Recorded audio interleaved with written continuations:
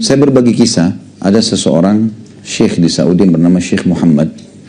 Beliau seorang ulama besar sekarang di Saudi, termasuk Hay'ah Kibar Ulama. Beliau bercerita, ada temannya, seorang ulama juga di Madinah. Maka temannya ini punya 2 anak perempuan, dua-duanya sudah menikah. Tapi yang jadi inti bahasan adalah anak keduanya dari orang Madinah ini. Syekh Muhammad cerita tentang temannya gitu. Rupanya anak keduanya ini dilamar oleh seorang pengusaha besar di Saudi, kaya raya terkenal, punya wibawa, dikenal di sukunya, di negara seluruh Saudi dikenal, di Timur Tengah pun dikenal. Kelihatannya orangnya, performanya baik gitu. Ternyata setelah menikah, yang terjadi adalah si anak orang syekh dari Madinah ini, kebetulan 2 anak perempuannya, yang pertama sudah menikah dan bahagia, yang kedua ini yang ada masalah. Dan ini adalah lebih salihah, lebih baik daripada kakaknya sebenarnya. Dia coba menahan masalah rumah tangganya, dia tidak ceritakan pada ayahnya, akhirnya dia ceritakan, dia sampaikan, ayah, cobaan Allah pada saya ini, laki-laki yang menikahi saya tidak seperti yang Anda sangka. Tidak berlalu 2 hari kecuali pasti mukul. Pasti mukul dan sangat menyakitkan. Kalau bukan karena iman saya dan menjaga nama baik Anda, saya sudah cerai. Lalu kemudian ayahnya perempuan ini nasihati anak mantunya. Rupanya iya gitu ya. Kayak tidak dihiraukan saja. Karena dia punya wibawa, dia orang kaya raya. Dia nggak peduli cerai pun nggak penting buat dia, nggak masalah. Maka kata Syekh Muhammad, temannya ini ulama juga, datang kepada dia. Dia bilang, Syekh Muhammad, saya sudah sering konsultasi dan diskusi sama Anda, dan saya malu karena banyaknya sering bicara. Kata Syekh Muhammad, tidak usah malu, silahkan, sampaikan saja. Kita saudara muslim bisa saling berbagi. Maka dia pun menyampaikan. Dan ini kata para ulama, kalau kita mau berkeluh kesah, menyampaikan, bukan keluh kesah kepada Allah, tapi kalau kita mau dapatkan, bermusyawarah dan nanya sebuah hukum, larinya kepada alim. Orang lain nggak usah. Karena tidak ada solusi. Kalau kita hanya bicara kepada orang tua, kita juga takutnya malah jadi masalah, beban buat mereka gitu kan. Walaupun kisah ini si anak perempuan menyampaikan kepada ayahnya. Tapi Syekh Muhammad mengatakan silakan. Karena dia tahu, dia bilang saya akan jawab sesuai dengan ilmu yang saya miliki. Dia bilang silakan cerita. Dia ceritalah tentang anaknya itu. Kata Syekh Muhammad, kalau Anda menunggu jawaban dari saya, maka saya yakin pendapat saya tidak jauh dari pendapat Anda. Kita sama-sama manusia. Akan sama. Dalil yang saya sampaikan pun Anda sudah tahu. Sabar misalnya atau apa. Sama. Mau nggak saya kasih solusi yang pasti dapat jalan keluar? Oh iya, pasti saja. Anda dari Madinah, Mekah dekat sekali. Datang kepada rumah Allah di sana.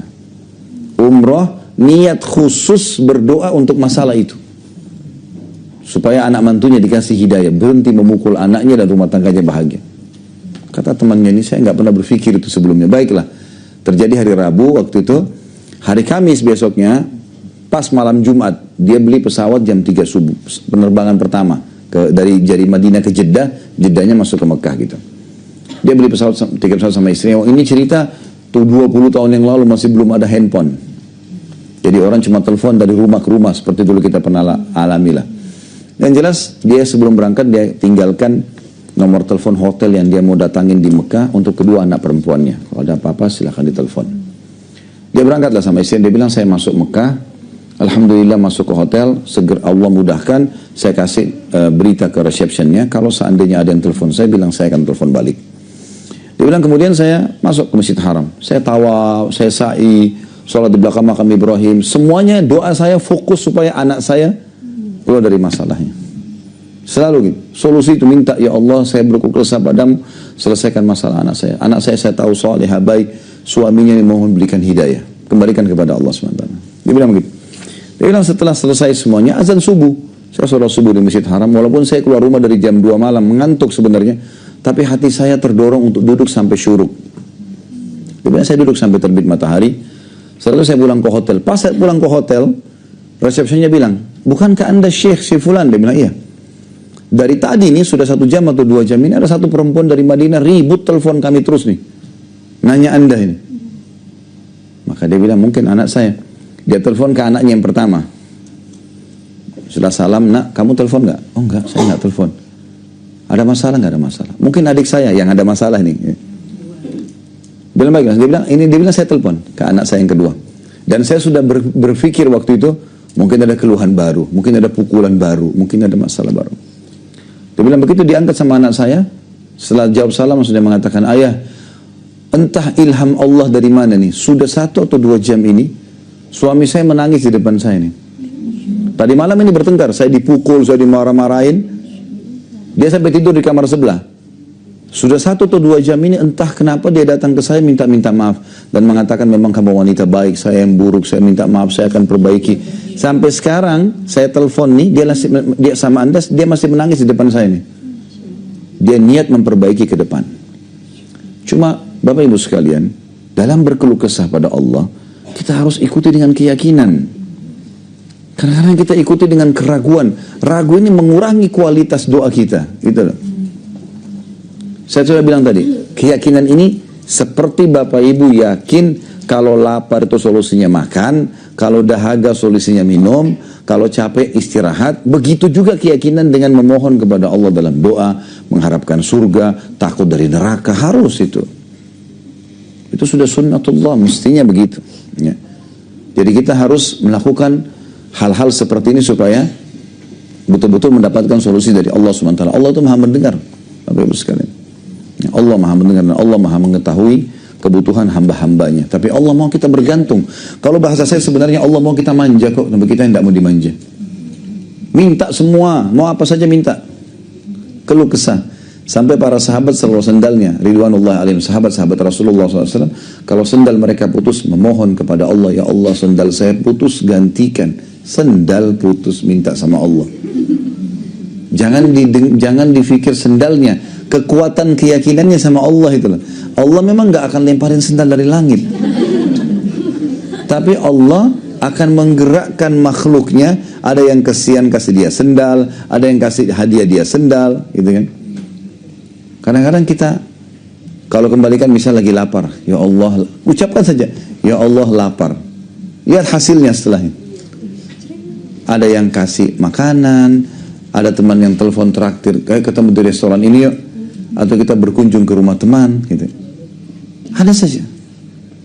Saya hari Senin kemarin ngisi pengajian di Joglo, habis maghrib, habis isya. Pas lagi mau menuju ke masjid, saya lihat ada orang jual pukis di pinggir jalan. Cuma saya mau kejar sholat isya, karena waktu itu belum azan, khawatir saja nanti telat pengajian. Saya pikir, ya udah nanti aja deh kalau pulang. Insya Allah Allah kasih. Gitu. Waktu pulang, saya buru-buru naik ke mobil, lupa beli itu. Maka saya bilang, oh lupa, mungkin belum rezeki. Besoknya siang kemarin, hari Selasa, saya ngisi pengajian di Blok M, kajian Bulughul Maram. Baru saya duduk di masjid, pengurus masjid bawain cookies itu. Pas dibuka. Saya tidak pesan, tidak apa ini.